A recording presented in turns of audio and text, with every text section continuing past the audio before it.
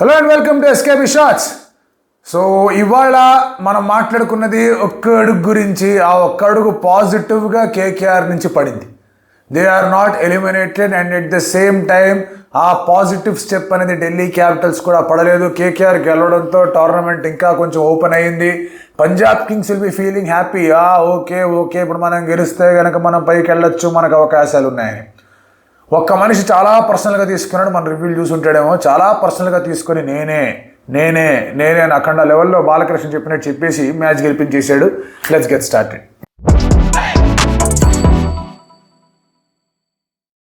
సునీల్ నారాయణ్ యాక్చువల్గా మనం మాట్లాడుకునేది ఏంటి అంటే him as batter is not firing.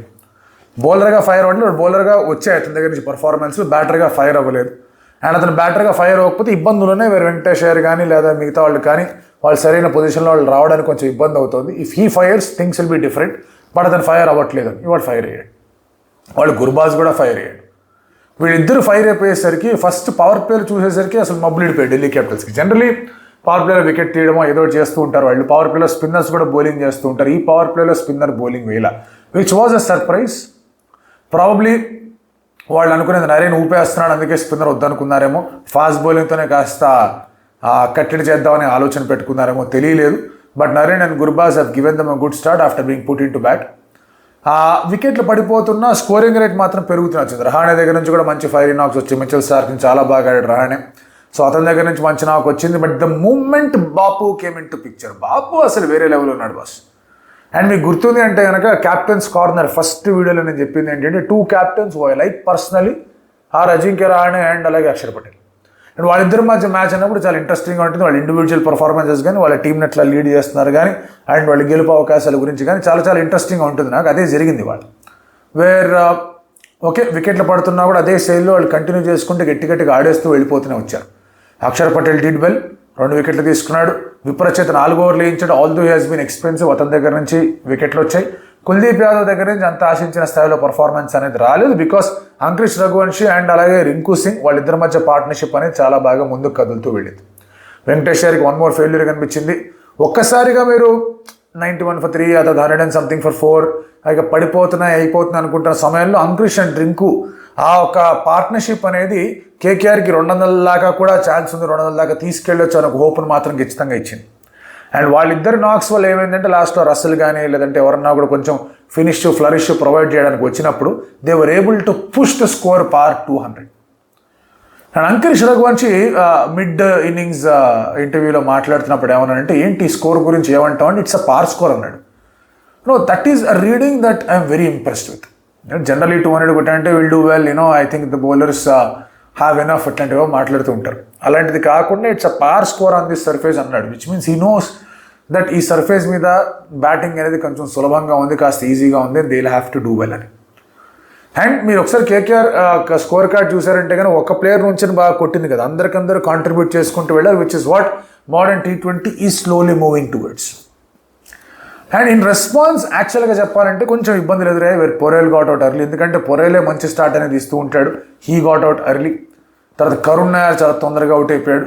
KL Rahul run out. ఈ రన్అట్ చేజ్ జరుగుతున్నప్పుడు ఒక ఇంపార్టెంట్ బ్యాట్స్మెన్ రన్అట్ అయిపోయాడంటే చాలా చిరాగ్గా ఉంటుంది ఏ టీం కన్నా కూడా, చాలా చిరాగ్గా ఉంటుంది.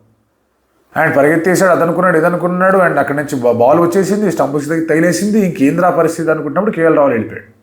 నా at this situation KKR were very strong. And మళ్ళీ బాపు వచ్చాడు. బాపు అండ్ ఫాఫ్ మళ్ళీ అద్భుతమైన పార్ట్నర్షిప్ నెలకొల్పారు. They took on Sunil Narine. Actually Sunil Narine was handling the affairs. ఎందుకంటే అజింక్య రహానేకి దెబ్బ తగిలింది, was not on the field. Sunil Narine handle చేస్తున్నాడు అఫేర్స్ని. అండ్ అతన్ని కొట్టారు, వరుణ్ని కొట్టారు. అనుకూల్ రాయ్ వచ్చాడు వాళ్ళు, ఎందుకంటే కొంచెం టర్న్ ఓవర్ వచ్చాము అనుకొని ఆ ఆలోచన తెచ్చుకున్నారు వాళ్ళు. దే థాట్ ఓకే ఒక ఇండియన్ బౌలర్ ఎక్స్ట్రాగా ఉంటే బెటర్గా ఉంటుంది. చేతన్ సాకరే వాళ్ళకి వర్కౌట్ కాలేదనుకున్నారు. So they got in Anukul Roy. అతని దగ్గర నుంచి ప్రయత్నం చేశారు. డీసెంట్ ఓవర్సే పడ్డాయి అనిపించింది అతని దగ్గర నుంచి కూడా. In fact more than decent overs పడ్డాయని చెప్పుకోవాలి. They are faster bowlers went for runs. కానీ ఆ తర్వాత ఆ కట్టడి చేయడంలో ఎక్కడైతే కొంచెం అటు ఇటు అవుతుందో ఆ పరిస్థితిలో నరేయించట్లేదు. This is the situation where I can turn things around. నాకు 2 ఓవర్లు అయ్యాయి, ఇంకో 2 ఓవర్లు ఉన్నాయి. అలాగే వరుణ్ది 1 ఓవర్ ఉంది. ఈ 3 ఓవర్లలో మ్యాచ్ తిరిగితే మందే మ్యాచ్, లేదంటే మ్యాచ్ లేదు. మనం పొద్దున మాట్లాడుకుంది was a very simple equation. KKR match గెలవాలంటే వరుణ్ అండ్ నరేన్ వికెట్స్ తీయాలి. వాళ్ళు వికెట్లు తీయకపోతే కనుక కేకేఆర్ మ్యాచ్ గెలిచే ఛాన్స్ లేదు. అప్పటిదాకా వరుణ్కి నరేన్కి వికెట్లు లేవు. వరుణ్ ఆ ఓవర్ రాలేదు, నరేన్ వచ్చాడు ఆ ఓవర్లో. 7 overs 75 దాకా కావాలి. ఫస్ట్ బాల్ వెళ్ళింది 6కి. అరే ఏంద్ర పరిస్థితి అనుకుంటున్న టైంలో Bapu out. Very good innings from Bapu, చాలా బాగా ఆడాడు, అవుట్ అయ్యాడు. ఆ తర్వాత రెండు రన్లు పడిన తర్వాత మళ్ళీ ఇంకో వికెట్. 136 for 3 దగ్గర నుంచి 148 for 6 అయింది. 3 వికెట్లు నరేని తీసాడు. ఫస్ట్ అక్షర్ పటేల్ అవుట్ అయ్యాడు, ఎక్స్ట్రా కవర్లో హర్షిత్ రాణా క్యాచ్ పట్టాడు. తర్వాత ట్రిస్టన్ స్టబ్స్ అవుట్ అయ్యాడు, స్టంపులు ఎగిరాయి. ఆ తర్వాత ఫాఫ్ డు ప్లెసిస్ జరిగి కొడదాం అనుకున్నాడు, టైమింగ్ సరిగా కుదరలేదు, ఇన్సైడ్ ఆఫ్ ద బ్యాటింగ్ తగిలింది అండ్ దాంతో డీప్ మిడ్ వికెట్లో క్యాచ్ అయింది. ఫాఫ్ డు ప్లెసిస్ కూడా అవుట్. ఈ 3 వికెట్లు ఎప్పుడైతే టక పడ్డాయో దానికి తోడు there were breaks on the scoring rate. 7 overs 75 was still around okay fine 10.5 runs per over అనుకున్నారు. అండ్ అక్కడి నుంచి స్కోరింగ్ రేట్ అనేది వెంట్ బియాండ్ ఢిల్లీ క్యాపిటల్స్.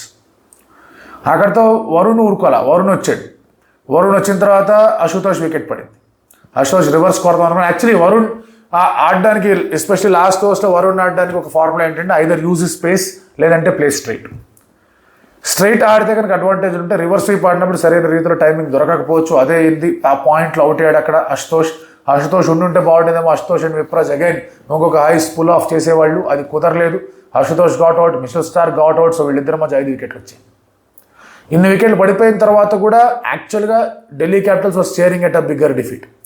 ఓ 30-35 రన్ల డిఫీట్ అనేది పడేది వాళ్ళకి. బట్ ఇది 14 run డిఫీట్ మాత్రమే అయ్యింది. అంటే 19 ball 38 ఆఫ్ విప్రజ్ నిగమ్ చాలా ఇంపార్టెంట్ నాక్ అనేది అయింది. అండ్ ఇన్ఫ్యాక్ట్ ఇక్కడ మనం ఇంకోటి మెచ్చుకోవాల్సింది ఏంటి అంటే కనుక రసల్ ద బౌలర్ చాలా అద్భుతంగా వాళ్ళకి యూజ్ అవుతూ వచ్చాడు. అతని ఎకానమీని చూడకండి, అతను ఏ ఓవర్లు వేసాడో చూడండి. సో అది చాలా బాగా హెల్ప్ అవుతుంది. అండ్ లాస్ట్ ఓవర్లో 25 కొట్టడం ఎవరికన్నా కష్టమే. But still holding your shape and only giving 11 runs ఆ ఓవర్లో ఆ 14-15 run మార్జిన్ విక్టరీ అనేది తెచ్చుకొని రావడం అనేది is a great contribution. So KKR top level performers ఎవరైతే ఉన్నారో, Narine perform well, Varun perform well. ఆ తర్వాత మీకు ఇటు సైడ్ నుంచి రింకు సింగ్ నుంచి పర్ఫార్మెన్స్ వచ్చింది, రసల్ నుంచి పర్ఫార్మెన్స్ వచ్చింది. రహానే, గుర్బాజ్ బ్యాటింగ్లో కొంతవరకు కాంట్రిబ్యూట్ చేశారు. వెంకయ్య దగ్గర నుంచి కాంట్రిబ్యూషన్ రావాలి. Harshit Rana has been decent, కానీ మళ్ళీ అదే కొంచెం అవుతుంది అతని దగ్గర నుంచి, కాస్త డిసిప్లిన్ అనేది తప్పుతోంది. కొంచెం జాగ్రత్త కూర్చోబెట్టుకోవాలి. బ్రావో, భారత్ ఎవరిని కూర్చోబెట్టుకొని, నాన్న ఎంది బ్రెయిన్ ఉందా, పనిచేస్తుందా, పనిచేస్తే ఎలా పనిచేస్తుంది, ఎందుకు ఆ బాల్ అలా వేద్దాం అనుకున్నావు, నువ్వు ఏ ఆలోచనలో అట్లా వేస్తూ ఉన్నావు, you're a far more better bowler than that, ఎందుకు ఇలా చేస్తున్నావు, వాట్ వాజ్ యువర్ థింకింగ్, ఎందుకు అలాంటి ఆలోచన వచ్చిందని చెప్పేసి చెప్పాలి. ఎందుకంటే Harshit Rana is a very good bowler and అతను కొంచెం ఆలోచన శైలి కొంచెం అటు ఇటుగా ఉంది. ఎందుకంటే he can become a very big asset ఇండియాకి. ఓవర్ రేటెడ్, అండర్ రేటెడ్ నాకు ఏదో పర్సనల్గా ఇష్టం అని చెప్పట్లేదు, కానీ అతని దగ్గర స్కిల్స్ ఉన్నాయి, దాన్ని సరైన రీతిలో సానబెట్టాల్సిన అవసరం అనేది కనిపిస్తోంది. But KKR will be very happy with this effort. ఎందుకంటే బ్యాటింగ్ దగ్గర వాళ్ళకి ప్రాబ్లమ్స్ ఉన్నాయి అనుకుంటున్న సమయంలో అందరూ కాంట్రిబ్యూట్ చేశారు.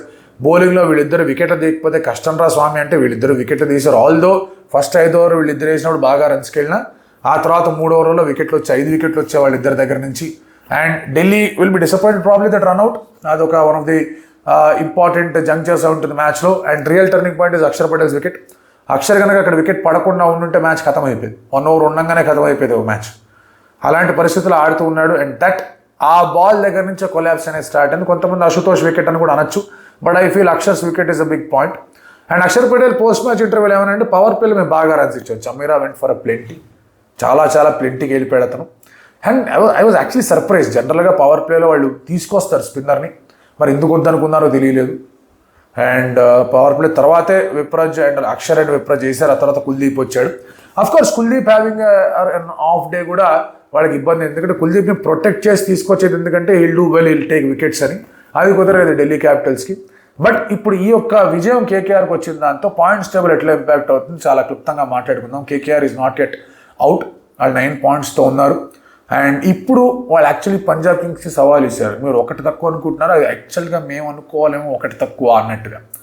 So Punjab Kings will be feeling okay fine, మనం గెలిచామంటే ఢిల్లీని టాప్ 4 నుంచి కిందకి నెట్టచ్చు. Delhi which were on the top of the table 5-1-5 గెలిచిన తర్వాత 3 రన్అట్లు అక్కడి నుంచి ముంబై పుంజుకుంటూ వెళ్ళింది.